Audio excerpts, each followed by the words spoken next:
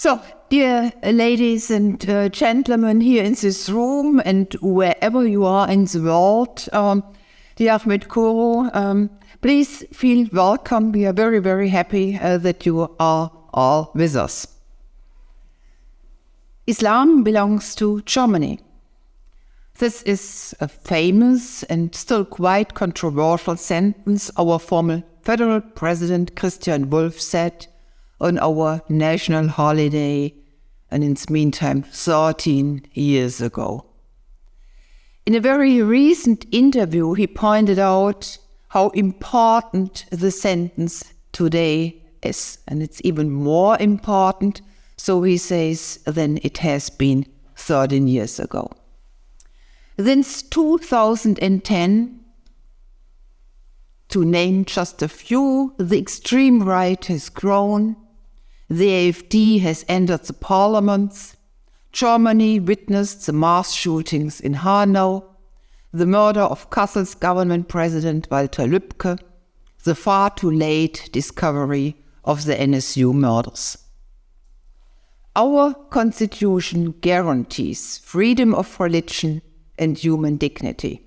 And I have no doubt that no one in our audience today would contradict this self-evidence. However, the WZB Berlin Social Science Center is a scientific institution. It does not take our liberal convictions as a given monolith. It does not place a taboo on critical analysis.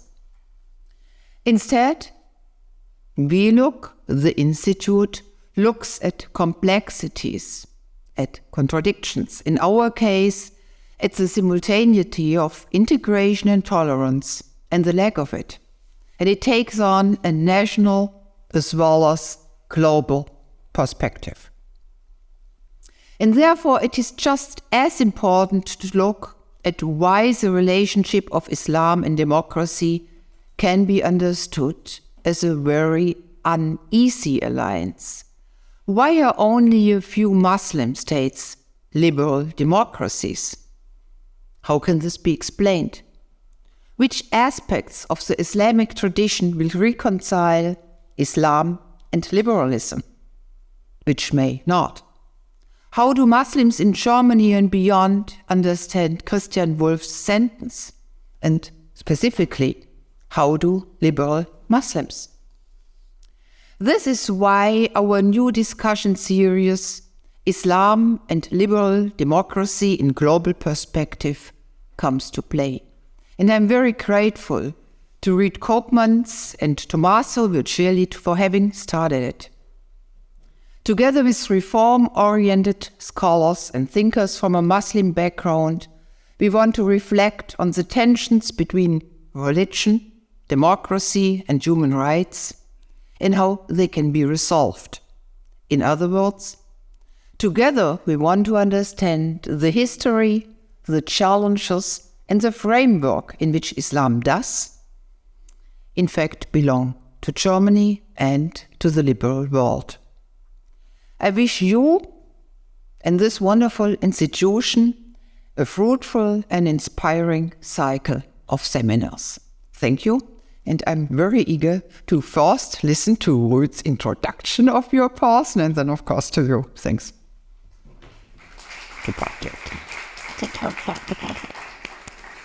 Yeah, thanks a lot, Jutta, for the introduction. And thanks a lot also to you and the President's office at the WZB, as well as the WZB Communications Department, led by Harold Wilkoszewski, for sponsoring this series of talks and debates together with my research department, Migration, Integration, Transnationalization here at the Berlin Social Science Center.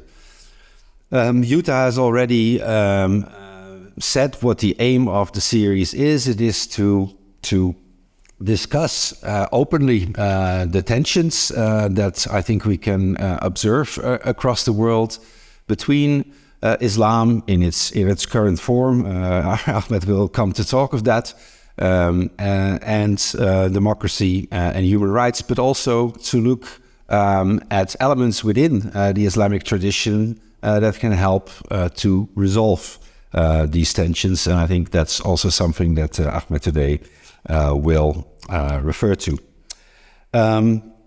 So the idea is that this will be a series of 10 events, which will be held during the rest of this year, as well as at the beginning of 2024. For today's events, I would like to especially also express my thanks to the assistants of my department, Melinda Biolchini and Elisabeth Schüler, who have organized this event and are also already organizing the upcoming events.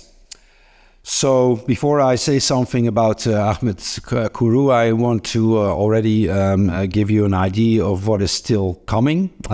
So our next event after this one will be on the 30th of March. It will be on the topic of LGBT rights and Islam. And the speakers will be Ludovic Mohamed Said, who is a French imam who is openly gay. And he will debate with Arash Kidou, who is a researcher at the Hamburg Max Planck Institute of Comparative and International Private Law. Then the next session after that, on the 20th of April, will be with somebody you may know, Mariam Namazia, who is a very vocal and in the last months very visible Iranian origin activist and writer. And this will also give us the opportunity not only to talk about the topic of that session, which is women's rights and in Islam, but also to discuss current events in Iran. Then the subsequent session on the 9th of May, we will have as a topic a law of God or law of the people, the role of Islam in modern state law. So the relationship between law and Islam. And we have Ella Manea, who is a political scientist of Yemeni origin from the University of Zurich, and Abdullahi Anaim, who is a professor of law at Emory University in the United States. And the final event that we have already set the date for is on the 6th of June with Mohamed Khorshide, who is a professor of Islamic theology at the University of Münster. That event will most probably be in German. So we also, of course, want to reach out to a German-speaking audience.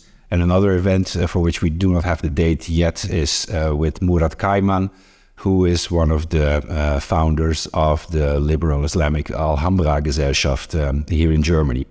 So, as you see from this list of speakers, these are all people who either define themselves as Muslims or are from a Muslim background. So this is not, we don't want to talk about Muslims, but we want Muslims or people of Muslim backgrounds to do much of the talking. That brings me to today's event. The kickoff event and keynote lecture by Ahmet Kuru. So Ahmet is the director of the Center for Islamic and Arabic Studies at San Diego State University, and he's also a professor of political science there. He was born in Turkey, but obtained his PhD in the United States in 2006 at the University of Washington at Seattle, with a dissertation on the dynamics of secularism in the United States, France, and Turkey, which was subsequently also published with Cambridge University Press. I think it was in his a widely cited work. But perhaps, at least in my view, even more important and already much cited is his 2019 book, Islam, Authoritarianism, and Underdevelopment, which also appeared with Cambridge University Press. And which will be the basis for today's talk. It has received various accolades, among which the most distinguishing one maybe is that it was mentioned in 2022's Times Literary Supplement as one of the books of the year. That's not nothing, but even more importantly, in my view, the book has already been translated in many languages of Muslim-majority countries, including Arabic, Bahasa Indonesia, Bosnian, Persian, Bengali, and a few more. And that, of course, already indicates that we're not dealing in this case with a book that is just of academic value, but actually with a work that has engendered societal debate in Muslim-majority countries across the world. And it's therefore very fitting that Ahmet is the one to set off this series of debates and lectures, and it's with great pleasure and honor that I pass the word now on to Ahmet Kuru.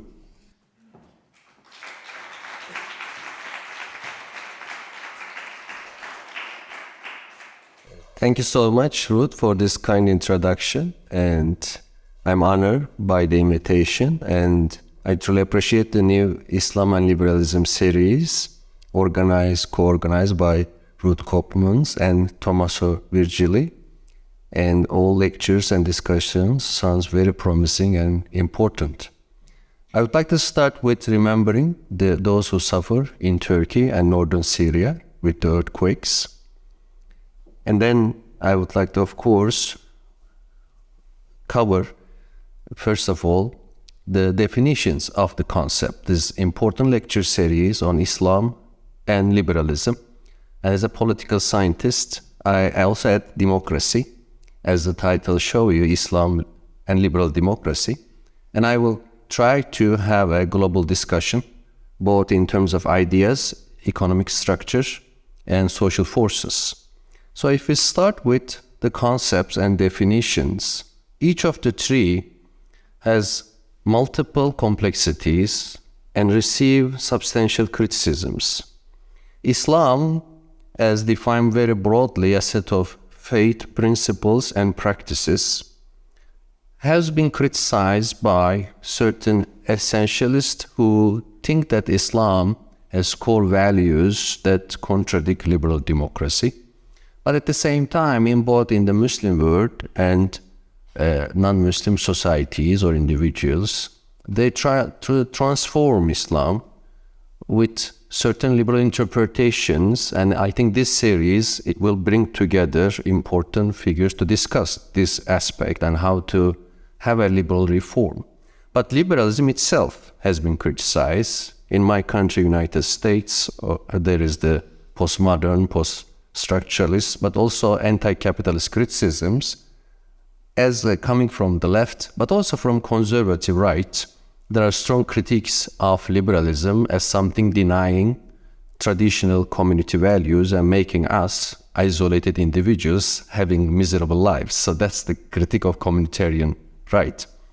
But even democracy, of course, has been criticized from an elitist point of view. And today, I'm going to focus on a particular elitist view, which thinks that politics and lawmaking is an elitist issue of ulama, Islamic scholars.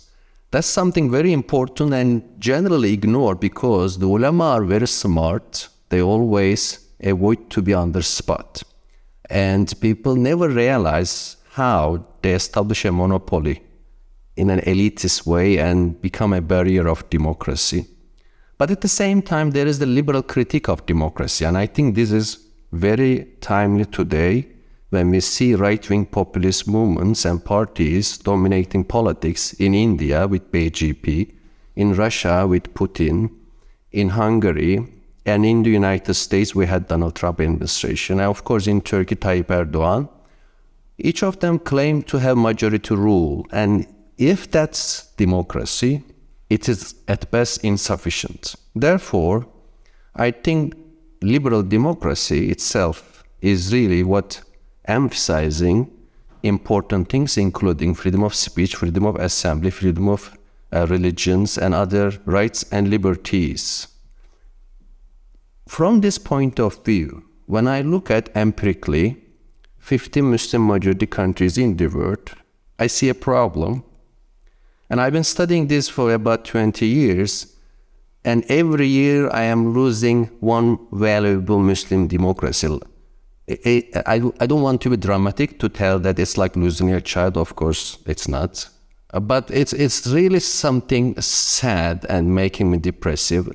Recently, for example, Tunisia and Burkina Faso, we lost them, no longer democratic countries. So the number is shrinking. But overall, when you look at authoritarianism in the Muslim world in a comparative perspective, out of 50 Muslim majority countries, we only have 6 electoral democracies, whereas in the world, more than half, as you see in the number, according to Freedom House, 55% are electoral democracies.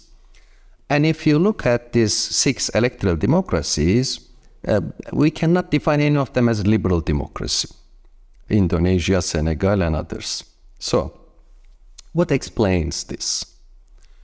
In my recent book, Ruud nicely refers to Islam, authoritarianism, and underdevelopment. I tried to analyze this problem as a set of a vicious circle. So the virtuous circle and vicious circle, I think, are important concepts to examine social and political problems.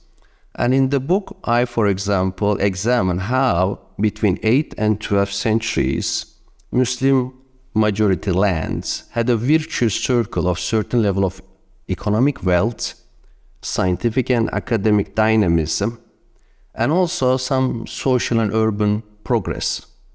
But now today in the Middle East and some other parts of the Muslim world like Central Asia, we have the circle of authoritarianism leads to socio-economic problem, it reproduces political violence, and it leads to more authoritarianism. Like Egypt, Iran, and some other countries, you can see that. So what explains this vicious circle? Because in order to break the circle, you have to have a diagnosis. And some people are not happy with this critical analysis. And my response is that if you go to doctor and doctor say you have cancer, do you become angry to the doctor? Because the diagnosis is the first step. If you deny the problem, you will never solve it. So my own understanding is that overall there are 3 basic explanations. You can add 4, 5, of course, institutionalist or otherwise. But basically, in both academia and social political life, when people discuss these problems, one group refers to Islam as hindering democracy and development. I find this series and each chapter of my book engage with it empirically and also normatively. And I find it weak argument because Islam, as I understand, in a very broad term, we can discuss in Q&A, was open to progress and development, in fact, encouraging it between 8th and 12th centuries when Muslims had large libraries, very dynamic merchant class, intellectual production with polymaths, and big cities they were running. Even Fernand Braudel, the famous French historian of medieval times, said that Muslims were lucky to have a religion encouraging their progress. And well, even today, when you look at the Muslim world, yes, there are problems, but there is no monolithic problem because in Senegal, in Indonesia, in Bosnia, Albania, you had more open societies than those in Middle East. So there is a diversity. And when you look at individuals, they are very open. 85% of Muslim individuals say they prefer democracy as the best regime, according to World Value Survey. And it's not different from the rest of the world, which is also 85%. So if we put this Islam rhetoric aside, another strong argument accuses Western imperialism and colonialism. And this is very strong in the Middle East. It's not simply about modern imperialism, but they refer to Crusaders, Mongols, and other occupiers, especially from Western Europe, and they blame Western colonialism. And again, I document the problems, how capitalist exploitation, colonization, slavery, and other things were not only inhumane, but also destroyed the infrastructure of non-Western part of the world, including India, certain parts of Middle East, and tragedies in Latin America. But there are two main reasons to really move beyond this rhetoric and discourse.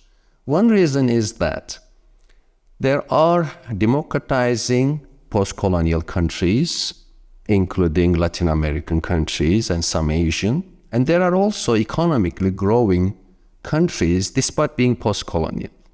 Why don't we see it in the Middle East and some other part of the world? Therefore, colonial expansion is weak. Another thing is normatively, to always consider yourself as a victim of an outsider force's oppression make you weak and keep you weaker. If you want to move on, you have to engage with a discussion of your institutions, your class structure and ideas. Therefore, in this book, I analyze and point to the ulama-state alliance. And let me just summarize in 1 minute. Initially, in the Muslim world, after the 8th century, there was a certain level of separation between religious class and political class because of the fact that the political class, Umayyads and Abbasis, were established based on the persecution of the Prophet's family, including killing of his grandson Hussein publicly. And these public tragedies show religious class that political rulers are corrupt, immoral, untrustworthy. That's why Islamic scholars, including Abu Hanifa, Imam Malik, Ahmet bin Hanbal, and Shafi, put a clear principle distance between themselves and the political authorities. And when authorities forced them to accept positions, they refused. Let me give you an anecdote. When Abu Hanifa was proposed to be Qadi by Abbasi Caliph, he rejected. Then Caliph, the leader of Abbasi Empire, asked him to give a reason. Then Abu Hanifa, the founder of Hanafi school in Islam, said, I am not qualified to be a judge. Then the Caliph became even more outraged and said, you are a liar, you are the most qualified person. Then Abu Hanifa said, a liar can never be a judge, you prove my case. Then the political ruler put him in prison, he was poisoned to death. And these tragic killings didn't make this scholarly class to back off, no, they put a distance until the 11th century. That was a good moment comparatively where a dynamic merchant class with certain level of private property and commerce, establishing institutions like we use today, checks, some banking principles, support a scholarly class producing both religious ideas and also scientific development. Khwarizmi produced principles of algorithm and algebra. Al-Haytham developed prototype of camera we use today, camera obscurica. Ibn Sina was a medical doctor and philosopher. Farabi was a philosopher. Al-Razi differentiated certain viruses and bacteria. So we owe much to the early Muslim Arab scholars and philosophers of the time. They were really benefiting certain level of separation between religious and political authorities, and this balance of power helped the rise of a merchant class and intellectual class. But after the 11th century, for various reasons, merchant class became weaker, scholarly class became marginalized, ulama and state came together, established ulama-state alliance. Over 1,000 years, of course, there were backlash, transformations, certain foreign powers intervention, but by and large, despite the fact that from Atatürk to the Iranian Revolution, many Muslim leaders embraced secularism, tried to sideline ulama, tried to create constitutionally secular state, still we couldn't solve the problem of the absence of a dynamic bourgeoisie class and the absence of a dynamic intellectual class in the Muslim world. Now, in this presentation, I will focus on more Islamic side and the ideational and history problems. But I also want to emphasize that the secular side is very problematic in the Muslim world too. And these two, both Islamists and secularists, share common characteristics. One common characteristic of them is being anti-intellectual. Of course, you can reject my hypothesis and say there are one secular intellectual. But I'm talking about very broad trends and overall progress. And another characteristic of them is that they are both state-centric, economically, socially, very top-down, state-centric attitudes they reflect. So, this ulema-state alliance problem exists, especially the Islamic state in the Muslim world. None of them is democracy. They are authoritarian.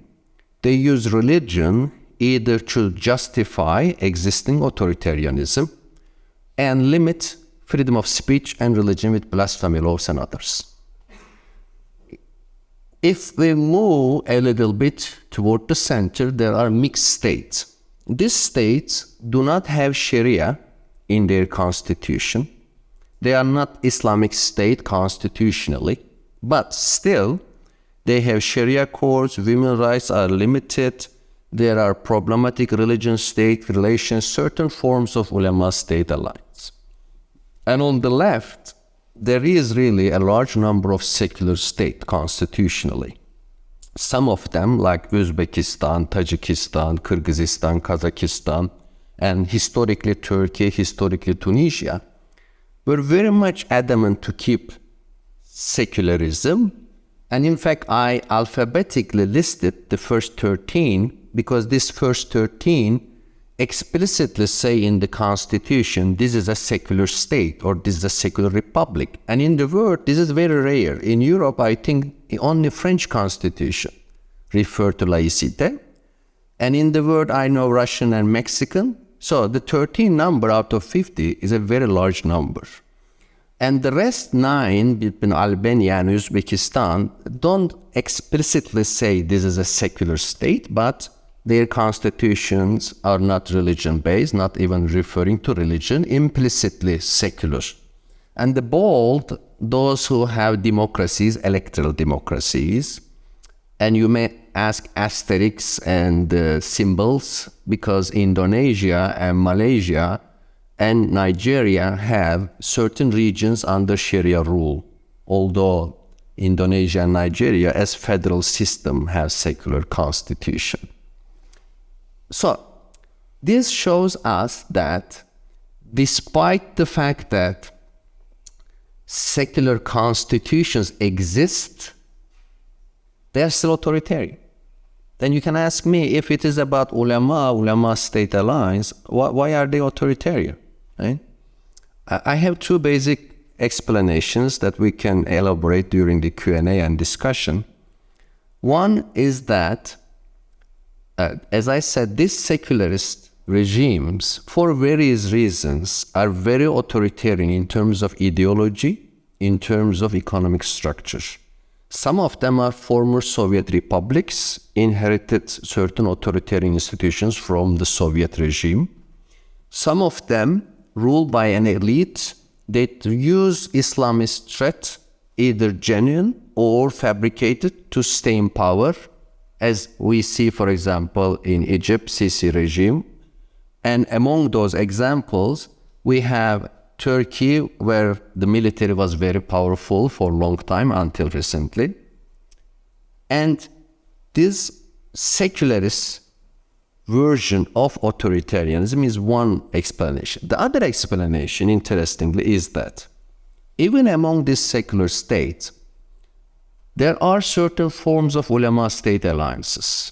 For various reasons, they didn't completely destroy the alliance. For example, Turkey. Atatürk established a secular republic, but kept Diyanet as a government agency controlling all mosques in Turkey.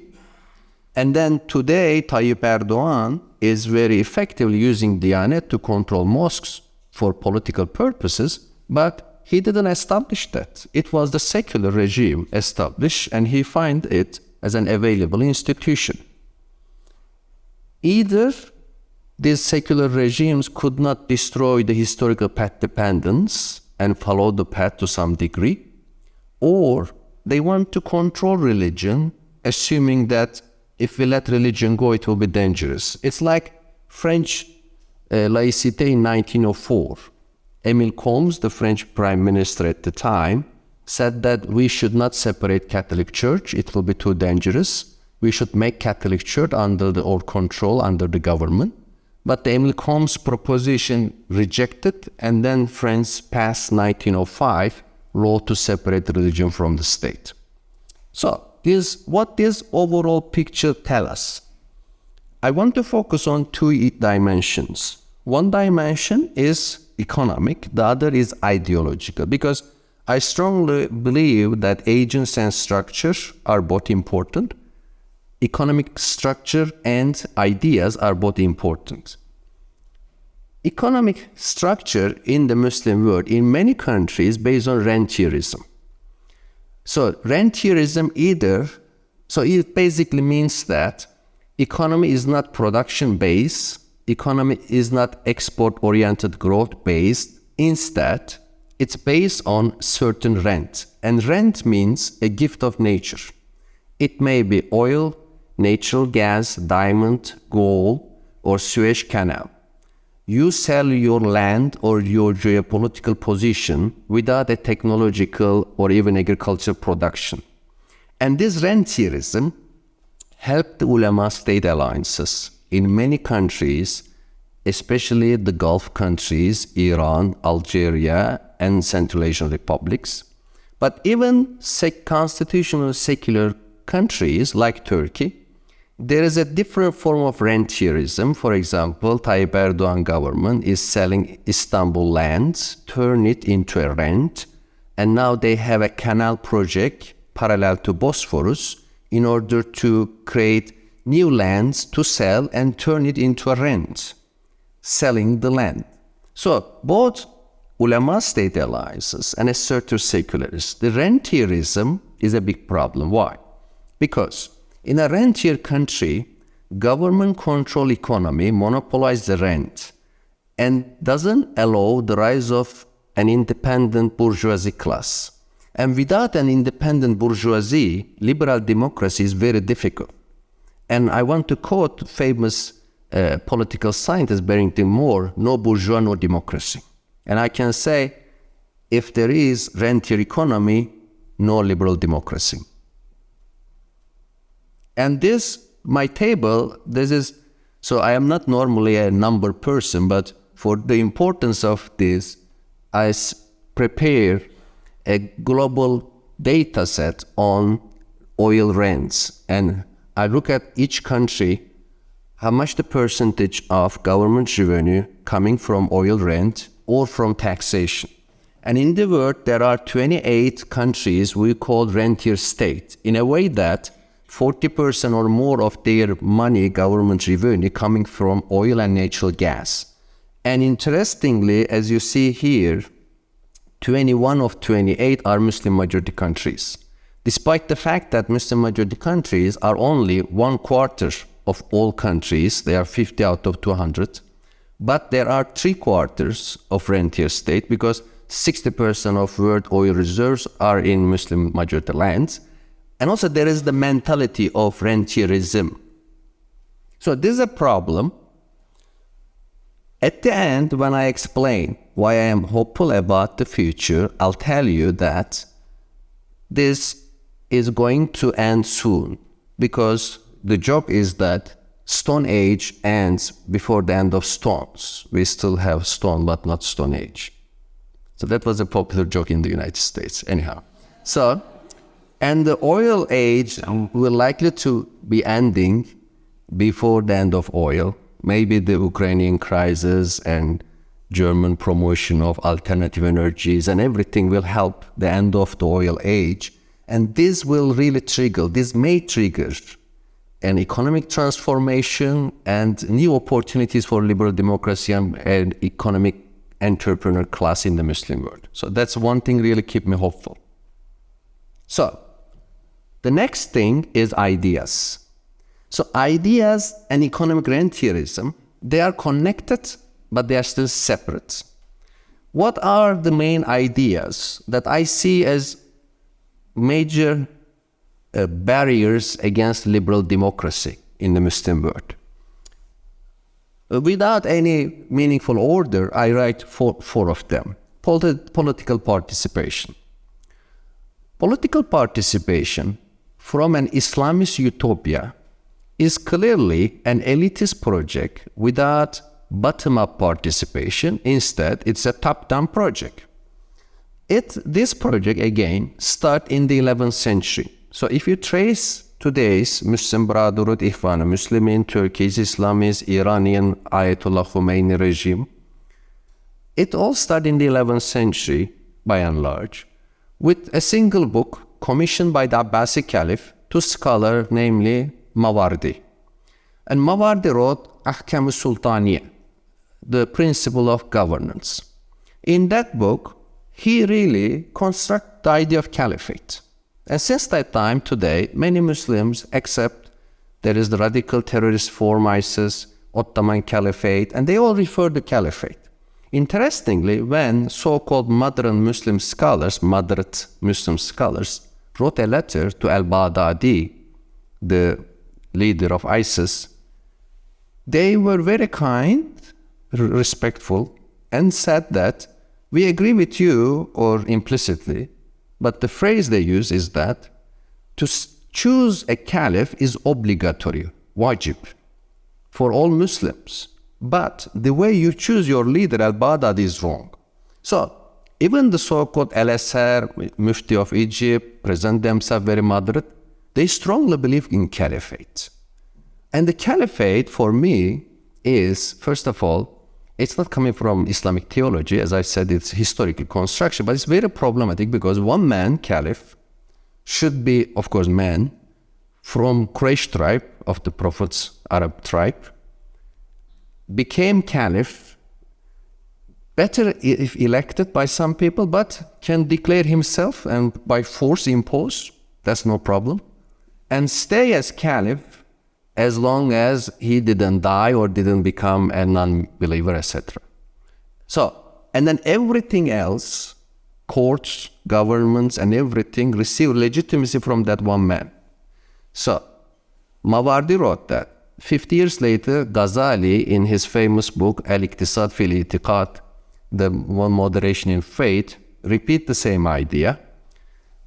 About 200 years later, Ibn Taymiyyah, in his book, Sharia-based government, transform and said, instead of one caliph, maybe it's better to have ulama and state, al-umara, al-ulama, and in an alliance. But basically, the theoretical ideas belong to these three 11th, 13th century scholars, and political participation, there is no legitimacy of political participation. Then you cannot even have an electoral democracy. Okay, so again, is this only an Islamist problem? It is not. Because on the secularist side, too, political participation is a problematic thing because in general, of course, I'm making big generalization here. Many secularist groups are very state-centric, etatist, statist. They have their leaders, Atatürk, Nasir, Bourguiba, and many leaders they idealize are military leaders. They represent strong state, military state. And I think that's both should be challenged and revised and reformed. The next thing in women's rights, patriarchy. Patriarchy exists among secularists, among Islamists. But among Islamists, it is much deeper, stronger, because many of them believe that there's a sacred thing, referring to their sacred text.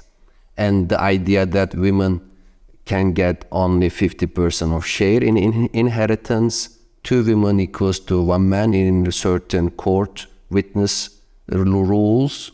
Then the idea that women cannot be the president of a country, that even during the Arab Spring, when Egypt had the one on the election, Grand Mufti came up publicly and said women cannot run for the presidential office.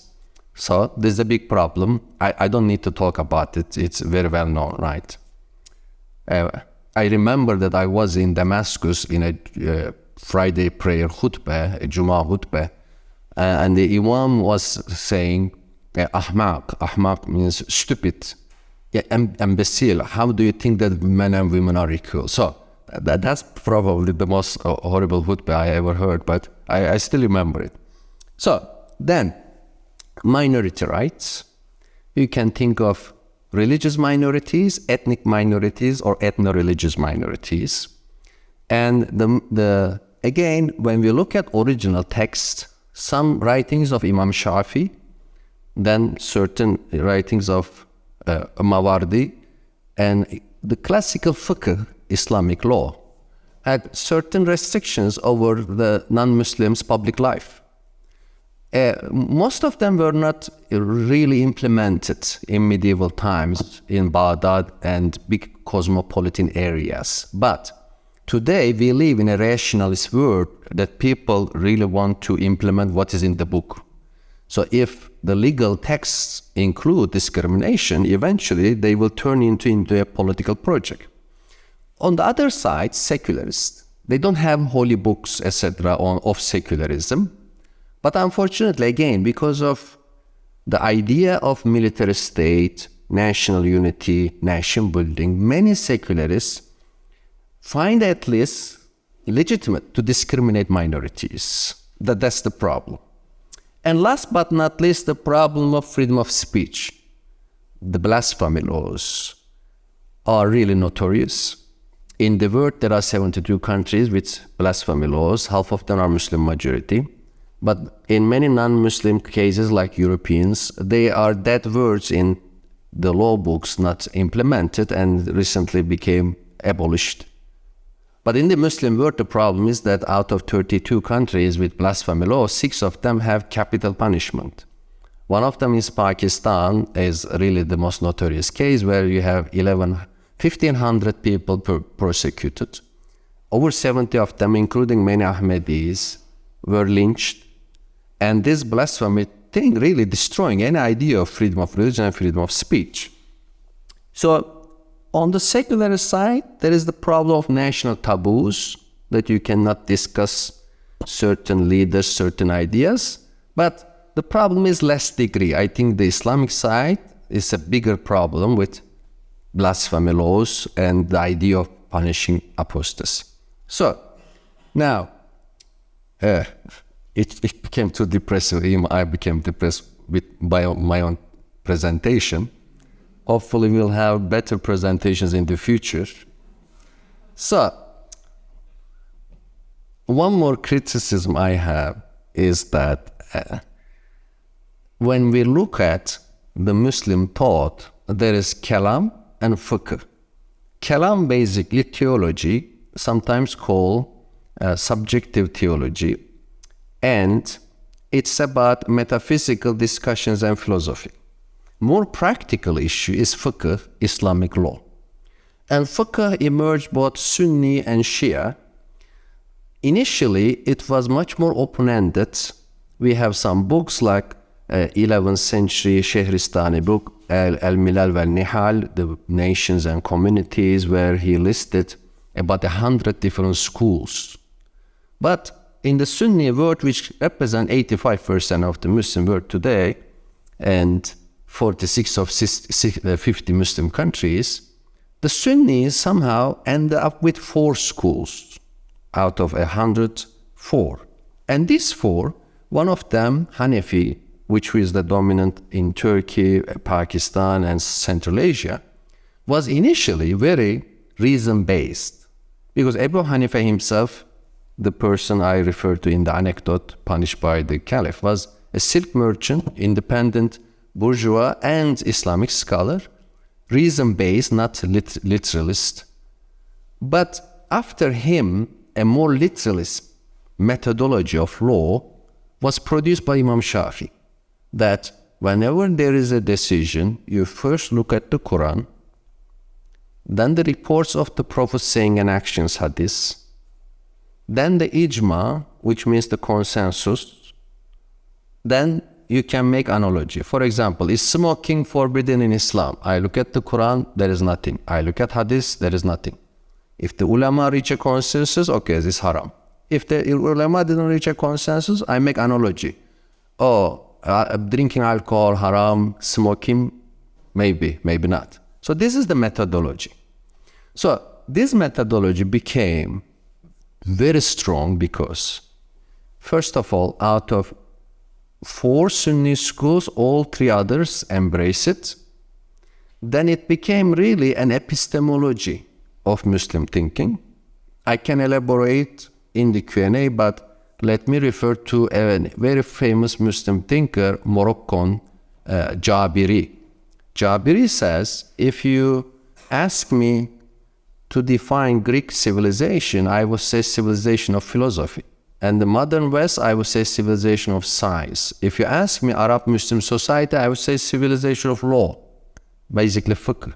And he says Shafi is as important, Arabs and Muslims, as John Locke's epistemology for British and Descartes for French. So I recently published an article to criticize this, saying that where is the role of rationality? Where is the role of empirical knowledge?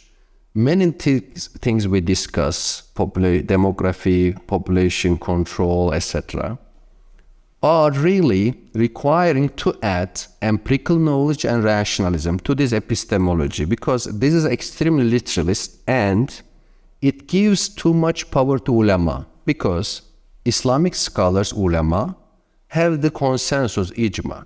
The Quran is very vague on many issues and open to interpretation. Hadith, you can pick and choose different hadiths on a subject. But when the ulama reach a consensus, ijma, it became the law very difficult to change. So therefore, in order to have, so let me link to the main topic, liberal democracy. Many things we discuss, political participation, patriarchy, Muslim supremacy, blasphemy. At the end, this methodology really makes things very difficult to reform. Therefore, I suggest my Muslim friends, leaders, or overall, to really question this. Now, let me conclude by my proposal, and with an optimistic note. So you may know the story that optimists and pessimists discussing. Pessimists say it cannot get worse, and optimists say no, it can. So hopefully things will not get worse. And the way for a more liberal democracy, in my understanding, are the following. First of all, there should be an economic transformation. Either the post-oil era will impose, or rulers and the communities of Muslim majority countries understand the importance of property rights, the problems of state-based economy. They value the bourgeoisie class, economic entrepreneurs. They see how brain drain is really making their societies weaker and underdeveloped. And with a new economic entrepreneur class, they may have not only better economies, but entrepreneur class generally defend liberal rights and values. So I understand in the United States and in many contexts, people are critical of capitalism, rightly so. People criticize bourgeoisie, yes. But this bourgeoisie class is important to protect liberal values and liberal democracy. Then ideological transformation. As I said, political participation, women's rights, minority rights, freedom of speech. And I'm happy to see that the lecture series Ruud and Thomas organizing cover almost all of these topics. And if someone come out and say, oh, LSR is a moderate Muslim institution, we should ask, what is your position on women's rights? What is your position in freedom of speech, minority rights, and political participation? Unless you specify, don't call yourself a moderate, liberal, open-minded Muslim, because wishy-washy terms and nice gestures and smiles doesn't mean anything as long as you are stick with the literalist methodology and it is illiberal productions. So then we need a political transformation, and this is both Islamists and secularists. End of state-centric understanding, centralized state authority in culture, centralized state control over religion. And we need definitely a religious reform in terms of ending the authority of orthodoxy. How can we do that? So, orthodoxy is very smart. They know who they are, Ulema State Alliance, Diyanet in Turkey, LSR in Egypt, the supreme leadership and mullah class in Iran, the ulama, Sufi sheikhs in Pakistan. But they deny their role and avoid any public criticism and discussion. I think the way to start is to abolish the blasphemy and apostasy laws, because as long as these laws and their implementation exists, that terrorize anyone who can come up with a critical discussion. Last but not least, we need a social transformation. We need intellectual class and bourgeoisie class. And that's how Europe had Renaissance, Reformation, Enlightenment with these two classes. And that's how early Muslim achievements between 8th and 12th centuries became possible with these two classes. So, last point. Am I optimistic? Yes, I am. Why? First of all, I see ulama-state alliance as a problem, and there is no religious basis of this alliance. In the Quran, there is nothing about the state or ulama or their alliance. That's why Ibn Taymiyyah and others interpret a phrase in the Quran which says Muslims to obey ulul amri minkum, which means obey those who have authority among you. But who has authority? Until this very strict interpretation, there were alternative understanding, wisdom, expertise, who has certain level of social legitimacy. But before and after Ibn Taymiyyah, they interpret this verse as ulama and the state, although the verse referred to neither of them. Second source of Islam, hadith. There is nothing about ulama-state alliance. That's why, starting with 11th century, they fabricated a hadith. And in my book, I analyze it several times. It says, religion and state are twins. Religion is the foundation, state is the guardian. That without foundation collapses, that without guardian perishes. This is a Sasani maxim of King Ardashir's will to his child 300 years before Muhammad, Prophet Muhammad. So, but 11th century and post-11th century scholars pick it up and refer as a hadith and teach and proselytize and preach this. Even among Western scholars and their books, you can see that there is no separation between religion and state in Islam. Why? Because the Prophet Muhammad said religion and state are twin. Even some very respectful Western scholars didn't see that this was fabricated, a Sasani maxim used by ulama-state alliance as a political rhetoric. The second reason, so the first reason, they don't have any basis in the Quran or Hadith. The second reason is the historic experience. That's what I'm talking about, the independent scholarly class and independent economic entrepreneur class. Between 8th and 11th centuries, ulama and merchants were supporting each other. Abu Hanifa himself was a silk merchant. Ibn Hanbal was working in the textile industry. Ibn Hanbal declared receiving public money is religiously forbidden.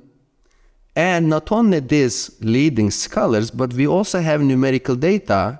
Cohen's seminal article of 1970 analyzed 3,900 scholars and show us that only 9% has public office and public money receiving, whereas 91% had very broad spectrum of jobs, barber, seller, and then most of them working themselves or their families in commerce. They were traders. And that's why they had independence from the state, certain creativity and diversity. So this historical example gives me hope, and it may be a source for the future of reform in the Muslim world. It may really provide an insight, inspiration for Muslim reformists. So thank you very much, and I'm looking forward to discussion with Ruud. Then we'll have some questions. Thank you.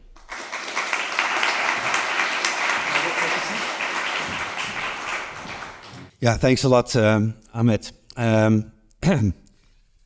I will try to challenge you on a few points, although I guess those of you who have read my 2019 book on a similar topic will see that there is a lot in common, a lot that we share in the analysis. But yeah, let me try to challenge you on a few points. So first of all, you emphasize something. There's this famous book by Bernard Lewis, "What Went Wrong," and according to you or your analysis, what went wrong is something that went wrong around the 11th century.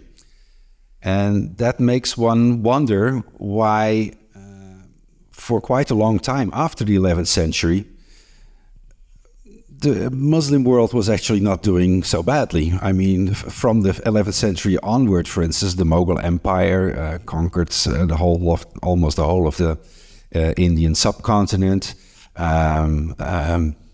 The Ottomans conquered Constantinople. In the 17th century, they stood twice before the gates of Vienna, as we all know.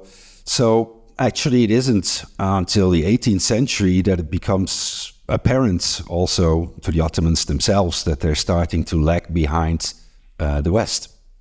But so did other ancient civilizations. The same realization came up within the Russian Empire, among the Chinese, in Japan. And in the 19th century, we also see very similar reform movements inspired by the advance of the West in the Ottoman Empire, the Tanzimat movement, or the Meiji Restoration in Japan. Similar developments in China as well, and also in smaller countries. So what seems to be happening until the 19th century is not so much a crisis of the Muslim world, but if there is something that asks for an explanation, it is the exceptionalism of the West that seems to overtake all historical competitors, including the Muslim world. So what seems to be specific is that although Western-style modernization movements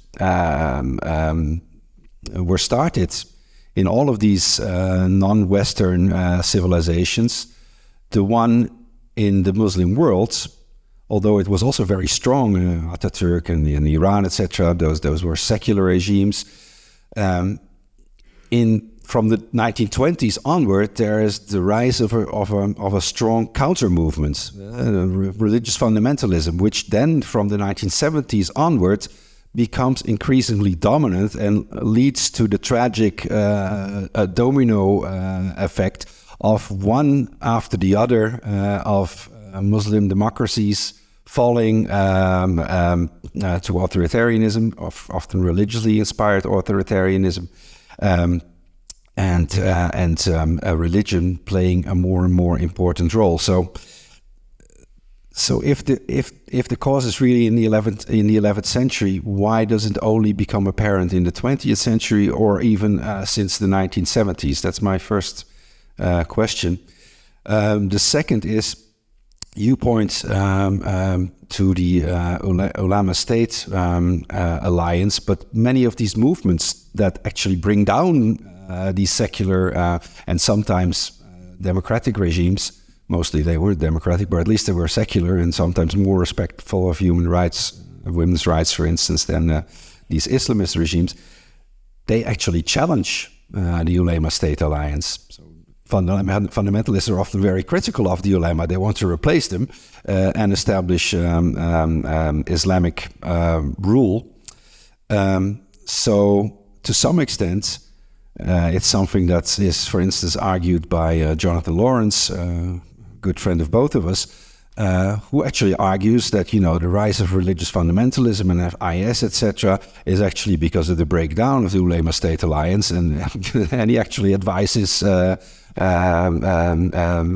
also Western European governments to actually, incorporate Diyanet, etc., and, make use of the ulama-state alliance because that keeps Islam moderate. So that's actually precisely the opposite of what you are arguing. That's actually also the opposite of what I am arguing, but I would still be interested in hearing what you would have to counter that argument. And then finally, and most fundamentally, if we see that actually what is happening is something in the 20th century with the rise of religious fundamentalism, and the exceptionalism also compared not so much to the West, but to the rest of the non-Western world, something that appears in the 20th century with the rise of Islamic religious fundamentalism. The question becomes, why is it that religious fundamentalism is such a powerful force, or has become such a powerful force within the Muslim world, and what makes it so attractive also to ordinary Muslims? Because in your story, it's very much a story, the problem is from above. You emphasized also at some point, World Value Survey, 85% of Muslims supporting democracy, but that is on the basis of a very shallow question about democracy. Democracy is the best system or something, but if you ask further, and there are some questions also in the World Value Survey, for instance, religious leaders should interpret the law, then suddenly there is a divergence between Muslim countries and non-Muslim countries. And in many countries of the Muslim world, there is actually majority popular support for the things that you want to abolish, namely the death penalty for apostates, for blasphemers. So this is something that is beyond just the religious elite. It is also something that has mass support, and that makes the religious elite also, of course, that gives it power also. Power versus the state also, because rulers know that ulama, religious leaders, or even non-ulama, like IS, etc., that they can actually successfully mobilize the population. And that leads me to a challenging question to you. Is it maybe not so much this ulama-state alliance, but something much more fundamental? And you started hinting at it, of course, when you started talking about fiqh and the sort of the literalism.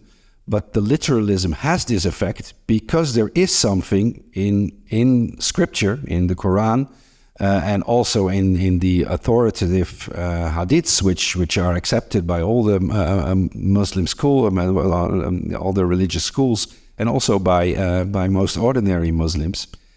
There's a lot there. There are some of it, of course, can easily be interpreted, or it is vague, or it is contradictory. That, of course, creates scope for liberal interpretations also.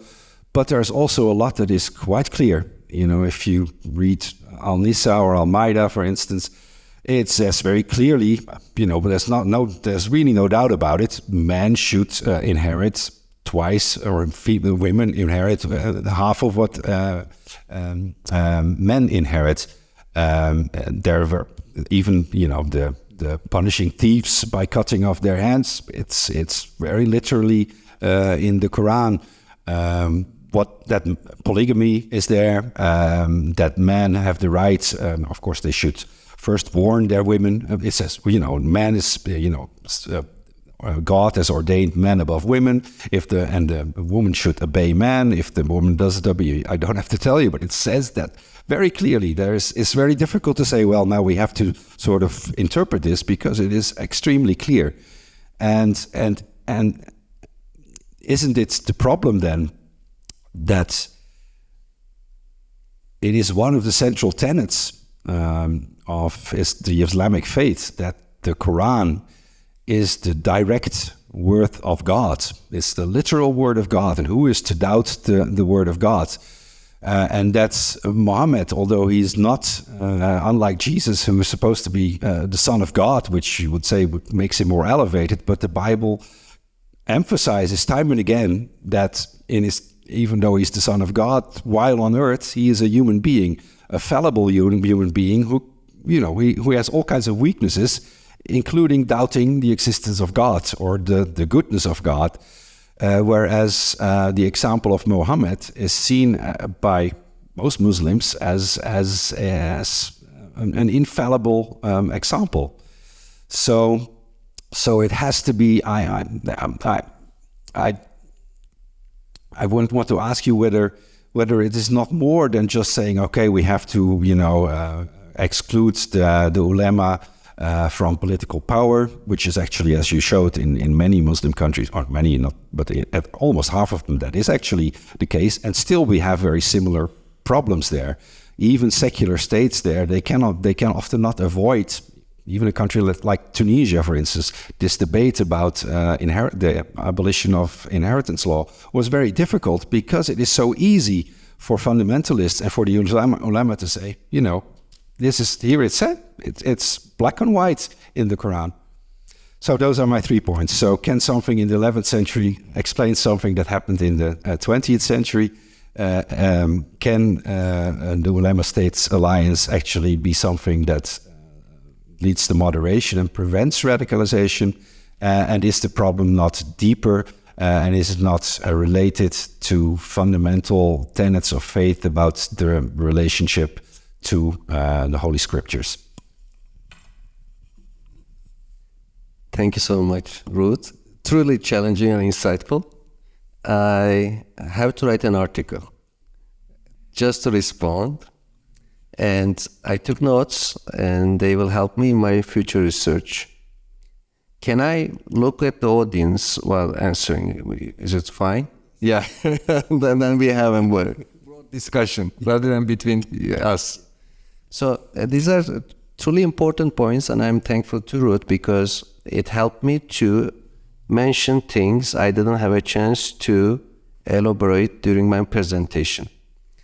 And very good order, you give me the chance to say things, starting with the 11th century. And this was a big problem when my book was presented in Turkish by Euro News Turkish, because Turks have thought that Ottomans had the golden era. And I said, no, Ottoman Empire was an era of problems. It didn't have any scientific or economic golden age. So in the social media, they hated what I said, and then people were not happy. But with social scientists, as the introduction speech also emphasized, we are not trying to make people happy, right? We do scientific research. And I try to differentiate between economic, intellectual, and military developments. And the Mughal Empire, Safavi, and the Ottomans were politically and militarily very powerful. But they were scientifically and economically stagnant. When we look at my analysis between 8th and 11th centuries, there were economic and academic dynamism with an example of paper. When Muslims in the 8th century learned paper production techniques from China, they immediately embrace and hundreds of paper factories open in Baghdad, Cairo, Kurtuba, and elsewhere, whereas Europe waited 400 years to start producing paper. Europeans kept writing books on animal skin because Europe didn't have enough intellectual and economic capacity. That's why Muslim libraries had hundreds of thousands of books. According to some report, the Cairo library had 2 million books. I find it unbelievable. But the exaggeration itself tells us that they had hundreds of thousands of books. Whereas at the time, European monasteries only have libraries, 500, 600 maximum. Then what happened during the Ottoman era and the Mughal Safavi era? Europeans and here in Germany, Gutenberg, started to establish printing press, and then it mushroomed in German cities and Italian cities. And this time, Muslims waited 300 years. And this time, Europeans established millions of books and hundreds of thousands of libraries. And then intellectual Muslims became really lag behind and backward. And what happened is that in the 18th century, finally in Istanbul, they established a Muslim-run printing press, and the total number of books they published was only 50,000. In the same century in Europe, 1 billion books published. I can go on, but basically, the Ottoman Empire had intellectually and economically very problematic structure because of the ulema-state alliance. What I am explaining in the book, and just summarizing few minutes here, is that the ulema-state alliance with madrasa system, with state control over lands, with state distribution of land to military, with discrimination against the economic and intellectual class, first established in Central Asia, Iran and Iraq. Then the 12th and 13th centuries, it moved to Syria, Egypt and North Africa. Therefore, you are right that things didn't stop immediately in the 11th, 12th centuries. It was a gradual process. Muslim world kept producing cutting-edge philosophers like Ibn Rushd of 13th century, Ibn Khaldun of 14th century. But these scholars in the stagnant era were either discriminated, Ibn Rushd was attacked, his books were burned, or ignored, as the case of Ibn Khaldun, he was completely ignored for many centuries. Then after the Crusaders and Mongols, this ulama state alliance became even stronger because people say, we need a protector military. Massacres and survival make them turn into military state and ulama state alliance. And then Muslims recover by establishing, as you rightly put, three big empires, Ottoman, Mughal, Safavi, and recovered politically, militarily. But they never recover intellectually, scientifically. When Europe, after Renaissance Reformation, used three instruments innovated by Chinese, gunpowder, nautical compass, and printing press, Muslim empires in the 15th, 16th, 17th centuries only pick up gunpowder. Neither nautical compass nor printing press were embraced because Muslim empires were ruled by military commanders and religious class were afraid of printing press. Military class only understood the importance of gunpowder. And we call them, and Marshall Hodgson, the famous historian, called these empires gunpowder empires. So therefore, yes, things didn't end in the 11th century, but the 11th century transformation eventually create military ulama alliance, which were militarily successful, but didn't have any golden age, scientifically, economically, which makes my Turkish friends very upset.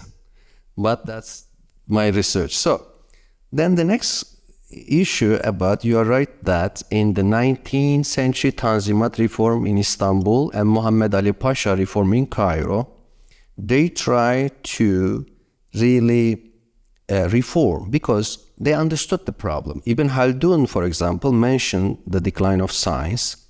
Then the Ottoman scholar Hacı Khalife, as known, but in Turkish we say Katip Çelebi, he said, oh, the madrasas excluding sciences, and then we are losing intellectual dynamism. Then the state finally understood, and they had this Western style institutions, reforms, and then came the nation states, secular constitutions from Turkey's Mustafa Kemal to Egypt, Cemal Abdel Nasser. But as I said, they never really encouraged a bottom-up rise of bourgeoisie and intellectuals, and the secular military regimes create very strong social resentment, which came back as an Islamization, as you rightly put, in different forms: Iranian top-down, Egyptian bottom-up, Turkish populist elections. And therefore, let me conclude by saying this: what we see since 1970s, Islamization, it's not just modern phenomena. No, it had deep historical roots. That's why it's very strong. If you only focus on Khomeini, Hassan al-Banna, Mevdudi, you miss the point how these people refer to a deep historical legacy that makes them socially legitimate. Of course, they move beyond ulama state alliance, because the idea of Islam ad-Din wa Dawla of Hassan al-Banna, Islam is both state and religion, or Khomeini's idea of Velayat al-Faqih, that the ulama control the state, is more radical than 11th century ulama state alliance. The second thing, so I'll go very quickly now, Islamist challenge to ulama. I agree with you that our friend Jonathan Lawrence's idea of state control will be long-term, at least very problematic. And one thing I want to emphasize is the role of ulama again. Many of my colleagues says, it's not ulama, it is Islamists who really established the threat to democracy, Muslim Brothers and other Islamist parties. But look, at the end, even those Islamists accept that ulama produced the law, following Imam Shafi's fiqh methodology. That's why when Muslim Brothers came to power, they put a new constitution and an article in the constitution saying that it is Al-Azhar Ulama Council who will define what Sharia is. So, and then the next point, then I will go very quickly. The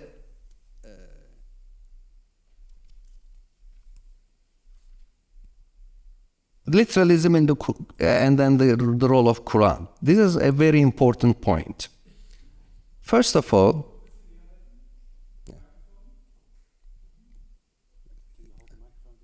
is this better now? Good. Thank you. So this is a very important point, and let me elaborate on. Therefore, I will skip some of the questions and focus on this one. The Quran is the most authentic and historically recorded text for Muslims. And okay, so, and therefore, it is the first source, and it is vague on many issues. Hadiths are less reliable in comparison to the Quran, and they have more specific issues about the women's rights, etc. When we look at the role of the Prophet Muhammad, of course, when you compare with Jesus, Jesus is worshipped as a god. Muhammad is not worshipped as a god, he's a man.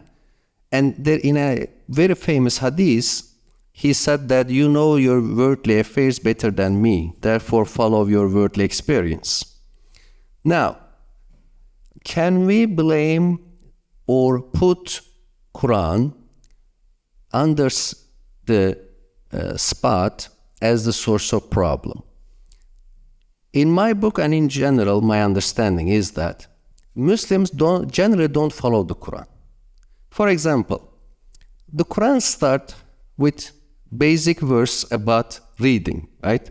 Iqra. Everybody knows that. But the following second verse says, Iqra bismi rabbika allazi khalaq, khalaqal insana min alaq, Iqra wa rabbuka al-akram, allama bil qalam. It says that your Lord is so gracious, it teach how to write with pen. This is the second word. And despite the fact that the first word about read, the second about write, Muslims didn't learn how to write. 1% literacy rate in the Ottoman Empire. So can we think that they take the Quran seriously? Another example I elaborate in the book is that the longest verse in the Quran, 1 page, asks Muslims to make all contracts written. And it's repeat twice. When you have a economic contract, you should write it. And it is Venice, after Renaissance, first passed the law to make contracts written. Then when in Netherlands and in parts of Germany, written contracts, according to court cases data, reached to 60-70%. In the Ottoman Empire, it was still just 10%. For centuries, they never became majority. So, are Muslims really listening? The Quran. Or the Quran, of course, it has things like killing one man or one person as if you kill everyone, saving one person as if you save everyone. But more specific verse says that one Muslim cannot kill another one except an accident. If you kill, there is a severe punishment, God angry with you, and you will be punished. But they keep killing each other, right? In many wars, civil wars, and in many cases, they keep killing each other. And therefore, I really don't think that when it comes to literalism, they follow. It's really a political and social decision. For example, there are 2 verses in the Quran with the same words. It says, those who believe, believers, and then Christians, Jews, and Sabians, if they believe in God and hereafter and do good deeds, there will be salvation for them in the hereafter. There is no worry and sadness for them. So the Quran clearly said that Christians and Jews can go to heaven. But if you ask Muslims, they say no. Why? Because they have historical explanations about this verse. And finally, let me tell you this. For radicals, jihadist, Salafi terrorists, there is the so-called sword verse, which says, wherever you see pagans in Mecca, and arrest them, kill them, something like that.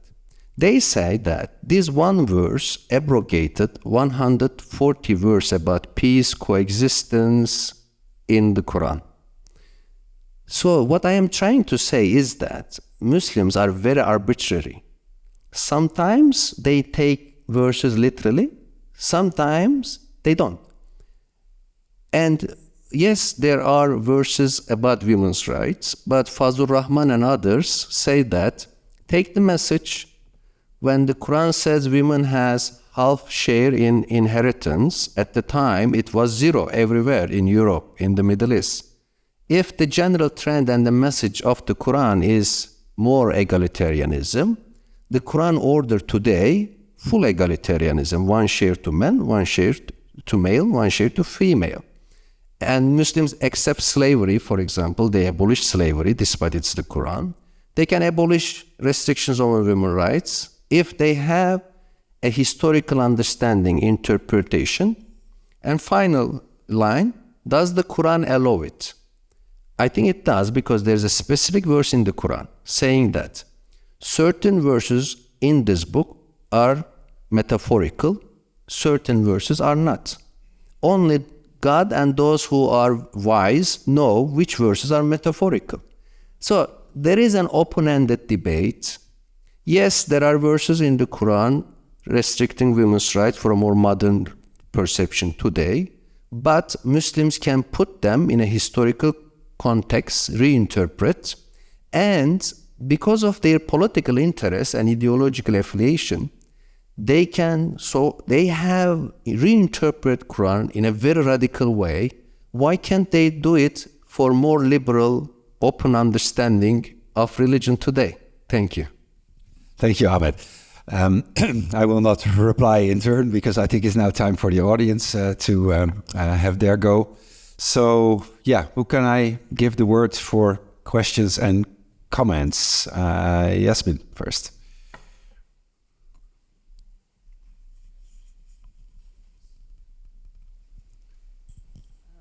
Thanks, Ahmed, and thanks, Ruud, for the discussion. So I would like to go to your slide of 4 characteristics that are, you don't have to go, but correct me, because I'm just going to, repeat it. But these 4 characteristics, right, that liberal and illiberal, the other, this one, Islamists versus secularists, right? And I'm looking at this strong state, patriarchy, and I'm going to read that as women's rights, right? And Muslim supremacy and nationalism and freedom of speech issues. Blasphemy is something else, okay. To me, this, I can also see all of these characteristics in the other authoritarian regimes which are not primarily Muslim, right? I mean, if you think of India, Russia, Hungary. So I want to know, what is that about Islam in this picture that makes, if you could elaborate that, what is it that, and it's not only a degree issue, I think, but what is it that makes, underlies your argument about Islam and illiberalism, if these are also shared by other authoritarian but non-Muslim states? Thank you, Yasemin Soysal. This is a great question. And it really helped me to emphasize 2 points. One, my new book project is about right-wing populism everywhere, how religion, nationalism help populist autocracies in India under Modi's BJP, in Russia under Putin, in Turkey under Erdogan, but also in the United States under Donald Trump. And you are very rightly emphasizing that many of these problems exist in right-wing populist authoritarian leaders who brought together nationalism with their illiberal understanding of Christianity, illiberal understanding of Hinduism, illiberal understanding of both Western Christianity and Orthodox Christianity. There is nothing exceptional about Islam. It is the thing I analyze. But in my new book, I hope to make a more general explanation of other religions, but the expert of Hinduism, the expert of Catholicism, the expert of Orthodox Christianity should really talk about this. But I totally agree with you that there is no exceptionalism on Islam. These are really human problems. That's why even secularists in the Muslim world are really spreading these problems.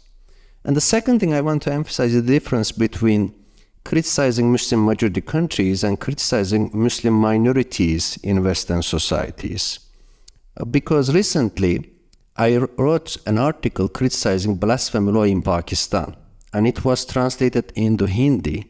Then my Muslim friends in India said that it's better not to publish it because Hindu nationalists will use it against Muslims, saying that, look, you are bad people, look, Muslims support blasphemy laws, etc., and persecuting the minority. That's something very sensitive boundary that we have to draw. I am criticizing Muslim majority societies because their illiberal views discriminate minorities. But if in Germany, United States, if we use this discourse against Muslims here, then we may really help Christian majority, secularist majority, to discriminate against Muslim minorities, and that will be a problem that we should be really cautious about that. Thank you.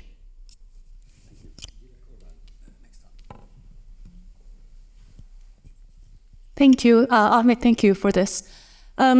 So I'm going to challenge you based on, let's take women's rights, patriarchy, right? And the question of headscarf. Now, and going back to the sources of fiqh, right? Quran, because your argument is that where things are not clear or where Quran doesn't prescribe it or Muhammad hasn't said anything against it, it's oftentimes on those issues, it's the ulama state alliance that really, so if we get rid of them, things will be fine. But then headscarf, I think, seems to me at least one of the biggest challenges to your argument because it is prescribed in Quran. It is in the Quran, right? So it's not, we cannot, even if you argue, some argue that it is, although my reading of the surah is quite clear, even if we can, you would argue perhaps that it's actually not obligatory, hijab is not obligatory, patriarchy is quite clear in that verse, right? That men should tell their wives and what to do, how to dress, etc. And we see what happens in Iran, right? When women, going back to women's rights, political participation, actually challenge that. Around apparently 500 people have been killed so far, including even 70 children, right? Which of course would go against any understandings of, a Muslim should be against that. So how do you deal with, what is your response to this then, right? Because it is something that's written in the Quran, irrespective of what the ulama would say, that subjugate women to patriarchy. And we have a very modern, current case where women are actually rising against it, and yet they're suppressed. And that, I would like to tie that to your last slide and your hope, optimism, which I don't share, because Iran is actually a country economically should be on the decline. It's subject to international sanctions for a long time. It's been in war with Saudi Arabia, which arguably is a bigger frontier economy, and yet they're still winning, right? So this should say something. Then the second problem is not just Quran, but then of course patriarchy in society. It is precisely because Iranian society, setting aside those who are joining protests, that the majority is condoning this, that women are being killed as we speak. Sure. Thank you. So there is a very easy way of answering the question, but I want to avoid, because some Muslims believe that the headscarf is enforced or ordered in the Quran, and it's not in the Quran. So then I don't want to hurt the feelings of those Muslims, but since you ask so explicitly, the answer is no. The headscarf is not in the Quran. The second thing, enforcing headscarf, as Iran doing, has no religious basis whatsoever. Quran, Hadith, Ijma, it's nowhere. And then the third thing, that Iran has the regime supported by oil and mullah class. Hopefully, after an economic and social transformation, we'll see a change. According to public surveys, about 50% of Iranians say they are no longer Muslim. They are reacting the mullah class. So therefore, and eventually there will be a social backlash. And maybe I can elaborate more at the first point. There are two verses. One verse says, ask women to be protected from male gaze, very abstract. And then ulama define it as headscarf. The second is asking women to have their outer dress covering their breasts. And then they say, in order to cover your breast, you need to have scarf long enough to cover your breast. Literally, it's not there. Yeah. No, there's no such thing. No. No, there may be patriarchy in the Quran. As Ruud says, 50% give women 1 share, men 2 share, or witnessing, and 1 man, 2 women. It is there, and it needs to be reinterpreted. Yes, definitely. But the Iranian imposition, really, it's not from the Quran. Thank you. But just one point on Iran, showing how the Quran does give legitimacy and also a certain convincing power to certain of these forms of oppression. The law in Iran on which people are now sentenced to death is directly taken from the Quran. It's, the spreading mischief in the land, which carries the death penalty, is literally taken from Al-Ma'idah, verse 33. Yeah. Thank you. But do we accept the argument of the mullahs? Because the mullah says we are sending the young people to execution because the Quran says those who create disorder can be punished. I don't accept. I think the mullahs create disorder. These are all open-ended debates. It's very difficult. If we follow this logic, we can link to many things to Bible. I can make many arguments from the Hindu texts, Buddhist texts. They are all open to interpretation. That's also in the case of the Bible. So, that's why getting away from literalism and also from the belief that this is the direct word of God, that is a crucial step. So I agree with the first one. We are all in agreement. Literalism is a problem. But what is the word of God and how we understand the word of God? There is a very complex tradition in Islam that Mu'tazili, the early dominant Kalam school, said it is the creation of God. It is not an unchangeable, eternal word of God. But somehow, politically, this idea was eradicated. But as I said, within the Quran, there is a clear verse, and Ibn Rushd has, I think, one of the best books on religion and philosophy relations, the Decisive Treatise, that's the English translation. He says that the Quran says certain verses are metaphorical and only the wise people can understand. Therefore, the Quranic verses are open to interpretation. Yes, but that's difficult to apply to a very clear verse that says that men get half of, that women get half of what men get. You're going to say that's metaphorical. So it is historical. For example, Quran says, make horses ready for war. Today, no Muslim country make horses ready for war. They say it is historical. Or 50 years after Prophet, Muslim says that certain verses are no longer applicable, we reinterpret. Anyhow, you can convince me, but we have to convince those, right? Yeah, I agree that point. Okay, we go to the next question by Wolfgang van den Deen.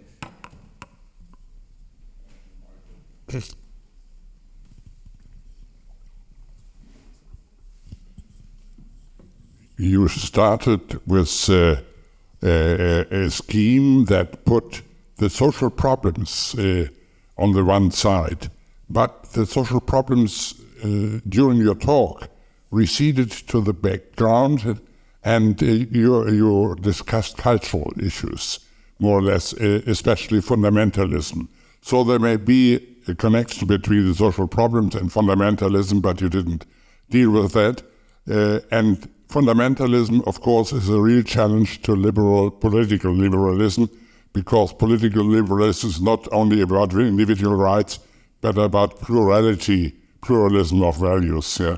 And there I see, and then you invested some hopes into the question that the Quran, properly understood, would not support certain kind of fundamentalism. But did you not really replace one fundamentalism by the other? Because you implied that what the Quran says is very important, and that's fundamentalism.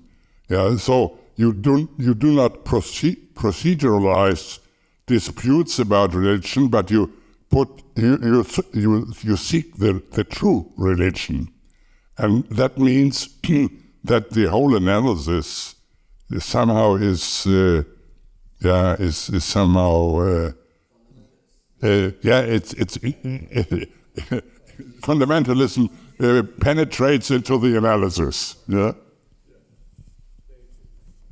This is a very good question, and in fact, we had 30 minutes debate about that at Leipzig University yesterday, because they asked me that, are you imposing your Islam, Ahmet Kuru Islam? No, the answer is no. Let me explain how and why. John Rawls, famous American political theorist, says that in my first book I made a mistake to impose liberalism as a value, but now I understand that liberalism should be open to diverse, comprehensive doctrines. The Islam in my personal life is something different, but in my presentation and the book especially, I try to say that Islam is silent on many political issues. It's silent. Ulema, state alliance, Islamists, radicals, they keep telling that this is Islamic. In Iran, they say headscarf imposition, this and that. What I am trying to say that there should be multiple interpretations and open debate. And Ruud rightly asked, what if when the ulama state alliance is removed, will it solve all the problems? No, but it will be the very beginning of the discussion that we'll see multiple views. There will be some radicals, but there will be more reformist voices. Procedure, you are right, that is a process. I don't know what end.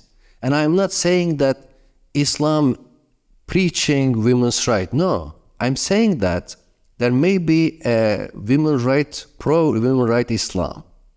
And Quran generally is silent on many issues, and certain verses can be put in a very systematic, broad, historical interpretation. It is possible. So therefore, I don't have a theological agenda. My agenda is very agnostic. I'm just talking multiple possibilities and existence of diverse views. That's what we need. Thank you.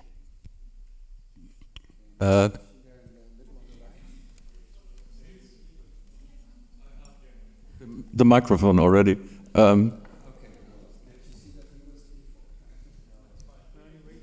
Okay. He's been waiting. I propose that we gather a few questions. So, you go with the question first, and you are next. Okay. Thanks, Ahmed, for your input, especially regarding your last sentence about reform. How do you see that all those demands regarding reform of Islam, which could come from the West, especially from Europe, is this a challenge to the traditional Islam? Could this become a challenge? I mean, when you see in the Christianity, the Vatican was challenged by the civil society, and it lost its power because of the power of the civil society. And then at the same time, when you described your vision, your optimistic vision, I think it was this center here who did a survey some years ago with a survey questioning young Muslims living here in Europe regarding Western values. And surprisingly, it came out that it was not the young refugees from 2015 who were supporting Sharia here in Western Europe, neglecting women's rights. It was the generation of the second, third generation living in this society, becoming a bourgeois. How you said this could change the attitude. So I would like to hear your view on this. Shall we get it? Yeah, just in the service of time. So next question in the middle there. Is it working now? Yeah. Okay. Thank you for the presentation, Ahmed. Regarding your vision, I thought you will be starting by the climate change problems, because many are talking about climate issues as a historical event which might break down these authoritarian regimes in our countries. Because I'm coming from Egypt, I'm a Muslim, so the speech was touching me on different side. So in Egypt, for instance, there is no freedom for speech, for instance. But during the COP27, people could do something. And I think this could be a starting point for breaking down this cycle. But I also wondering, because I'm studying economy, you said that the economic transformation and so on could change this future. But what can we do if these economic transformations are now conducted by Mohammed bin Salman, Mohammed bin Zayed, and all of those people who are entrepreneurial states who are supporting the entrepreneurship, and unfortunately they are doing that with the support of Western companies. Like Western companies are going there, Western government are giving support. And so if you started by the economic transformation, I'm just wondering, how can we do that if those people are still in power and they are consolidating their grip of power by using this transformation as well? Thank you. Is there one more question? Yeah, Tommaso, and then we should also close the discussion because it's getting late. We want to have some drink. Thank you, Ahmed. Could you please clarify how the virtuous circle that you are describing in your last optimistic slide could happen? Because the problem is that in order to have an opening in the sense that you are describing, you need also to have preliminarily freedom to say what you are saying. So many people in the Middle East that have the interpretations of Islam that you are endorsing actually have been executed, incarcerated, and this has happened, as Ruud and Dilek was saying, this is happening also with the support of a certain interpretation which is predominant in societies. So you have this vicious circle whereby societies do not change because they are not exposed to different interpretations of Islam, but at the same time, different interpretations of Islam cannot reach them because they are suffocated under blasphemy laws and criminal provisions, etc. So how do you think that this process could start? Because it arguably cannot be a democratic process for this very reason of conservatism in these societies. Okay. Ahmed, the final word is yours. Thank you, Ruud. Thomas, a very important question about the possibility of breaking the vicious circle. It is sometimes chicken and egg problem, unfortunately, but it should start somewhere. I am really a believer of an agency with some structural framework. As Marx says that men make their history, but they make their history with certain structural limitations. I misquote the Marx, but that's something like that. So we need more debates and books and discussions on how to reform certain political views and interpretations of Islam. And in addition to the things I mentioned, I can add that Western democracies and Muslims in the West may be a possibility in the United States, in European countries and elsewhere. The young generation getting education at good institutions, they may provide a critical perspective that's missing in the Middle East. That's another possibility, at least. And if you let me link to this gentleman question about Muslims in the West, I think a danger, as Ruud also emphasized, to see how the Diyanet of Turkey intervene, how Algerian institutions intervene to France, etc.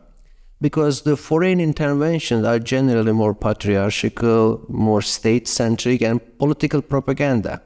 Therefore, we really need Muslim intellectuals emerge in Europe, in the United States, with more native voices. And one thing you ask, whether people see the Western model and then they react saying that we don't want Westernization. That's what, in fact, I am trying with the book, saying that it's not a Western project. Because when I present the book, even in Japan or in Tokyo, I remember a scholar said, you are imposing American agenda to the Middle East. And I tell him, there is no American agenda of democratizing Middle East and making it more developed. And yeah, there is no such thing. And what I am suggesting is that for 400-500 years, Muslims were progressive. Not, of course, it wasn't liberal democracy. You cannot imagine in 10th century. But it was much more open society, progressive. And that may be an inspiration. And what West achieved is a universal thing that Muslims can also learn, because the West learned many things from the Muslims when making their progress. And finally, the gentleman's question about Arab Spring, that I was very hopeful 10 years ago. Unfortunately, the Arab Spring turned into a winter. Right now, the so-called reforms MBS and MZB making in UAE and Saudi Arabia, it's a dictatorship makeup. Basically, what they are doing is to see the coming of post-oil age. Therefore, they try to diversify. Even if they are dictators, if they really diversify economy, and hopefully that may give more space for discussion and some level of economic entrepreneurs and intellectuals having more spaces in the Gulf too. That's what we need. Inshallah. So with that, I think that's a perfect ending for this session. So I thank you very much for your attention. Thank Ahmet Kuru for a fantastic opening of our series. I hope this sets the standard for the rest. And now it's time for some drinks and snacks and continuing the conversation. Thank you very much.